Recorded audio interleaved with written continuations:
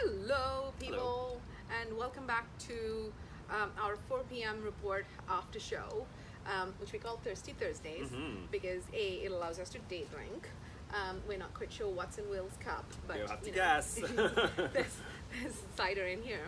And as well, we talk about what's thirsty in the world of marketing on the interwebs out there. It's a fun little 10-minute chat we have here. Yes, or less. So we'll start with the podcast that went out this morning at 4 a.m. So the 4 a.m. Report podcast. This week's episode was with Melissa Lloyd. Her company is called Doodle Lovely. And if you're listening to that, you could probably guess that it is about doodling. She has written a few books on the power of the doodle. There's science behind it.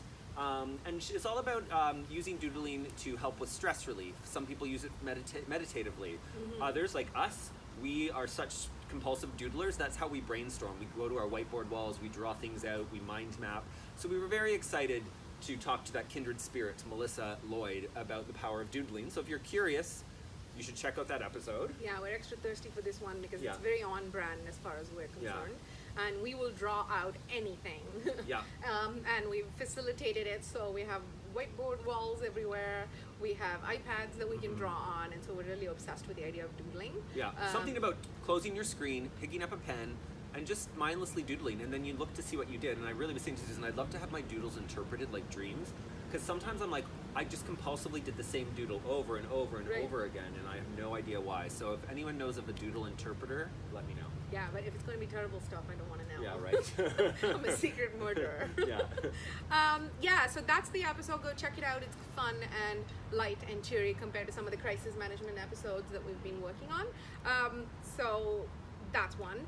Now we wanted to talk about a couple of things that are in the news and of relevance. This is the too thirsty portion of our show. This is the too thirsty portion. Sometimes too thirsty is good, And right? we're going to talk about a good too thirsty and maybe a not so good too thirsty. Right. So on the good too thirsty is online retailers, especially in the fashion industry, are really starting to step up their game because obviously they've had a lot of dip in their business with people not shopping as much in stores and things, and they're trying to fix that. So ASOS, which is a British brand, I know that we've both shopped. sort of Yep. people that shop We've there. paid those customs fees getting the clothes shipped here, yeah. We sure have. So ASOS, among others, is starting to experiment with some augmented reality and ways in which you can take a selfie of yourself and upload it and then try on the clothes, because one of the big problems is the return fee, right? Unless you're a fairly a local retailer who's able to quickly return it without a lot of expense involved, it is hard unless you know what the clothes look like and how it works. And this whole thing was sort of prompted by the fact that I think eConsultancy ran a report which said from April of this year, they've been seeing that 43% of online sales in retail is coming from people who've never shopped online before. Yeah. So really starting to put a microscope on those people and be like, what would make this easier for them, and how can we in general pick up our game? So that I thought was super cool. And especially with we've seen JCPenney in the States went under, Neiman Marcus went under. These big department stores that did rely on a lot of go-through traffic that maybe don't have the best online shop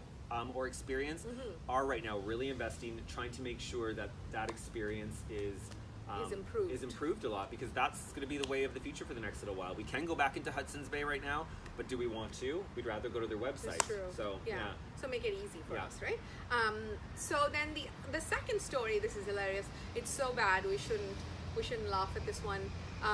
But there's a brewery in Calgary that in the last couple of weeks decided it'd be fun to come up with a new beer that they called Karen. And what kind of beer is this, Susan? It is a sour, people.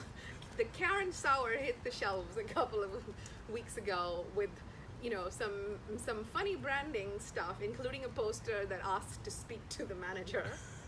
And obviously they got major backlash on this, right? So almost instantly the inclusivity groups got involved, saying that this was a celebration of Karen, even though it's a sour. So, is it really a celebration of Karen? Yeah. But the bigger point, which I was thinking about, Will, and we talked about this a lot, is let's not do the stereotyping. Yeah. Let's just be let's let Karen die as an idea.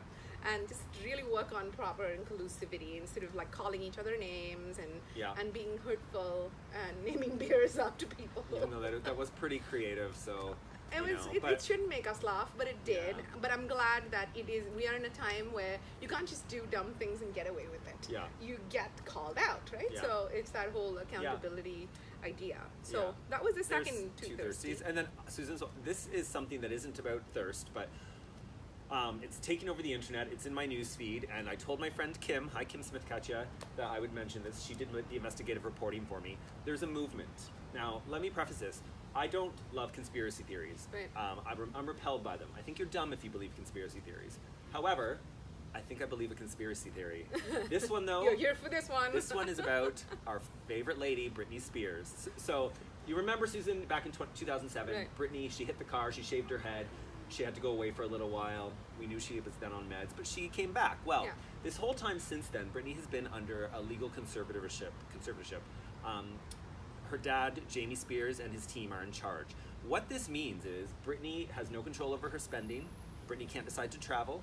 Brittany can't drive. Brittany can't even retire if she wants to. Everything about her and her career is under the decision-making of this team. Yeah. And this has been going on for 12 years. Now, during these 12 years, Susan, she's done many world tours.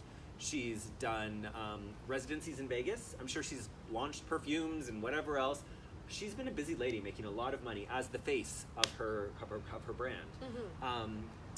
But she's not allowed to do. But she's not allowed to do any of that. And That's so awful. recently, the reason the Free Britney movement has come up is if you follow her on Instagram, every day she posts the same. She's in these outfits. She's twirling around.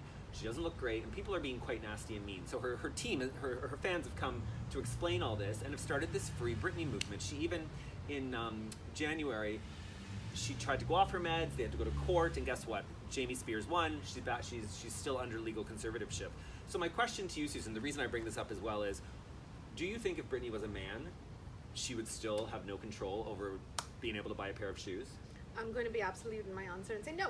So no, I don't think so. we are here to say free Brittany. Free Brittany. Take out the double standards. Yeah, it's crazy when someone put it that way about like, would this have happened if it was a man? No, it's people think this crazy young girl can't look after herself, so she needs daddy and whatever to tell her what to do. It's so sucks awful that we're still fighting this battle. Yeah. But So whether or not all that's true, I'm here for this conspiracy. Free Brittany, everybody. Free Brittany. And then what else are we feeling? Okay, we'll tell you about our thirst. We embraced the idea of being thirsty when we started our podcast last year, and it's done some amazing things for us. So thirst is a good thing, people.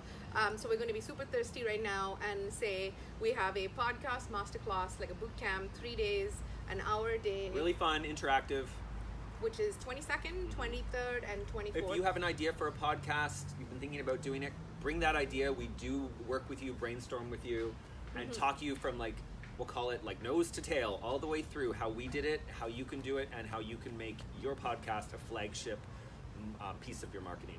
Yeah, like a real proper business casing of it, if you're really thinking about getting into it. And we think it's a really good way to be thirsty on the interweb, so give that a shot. So if you're thirsty and you know it, join our masterclass. If you're thirsty and you know it, join our masterclass. Thank you, people. Bye, everybody.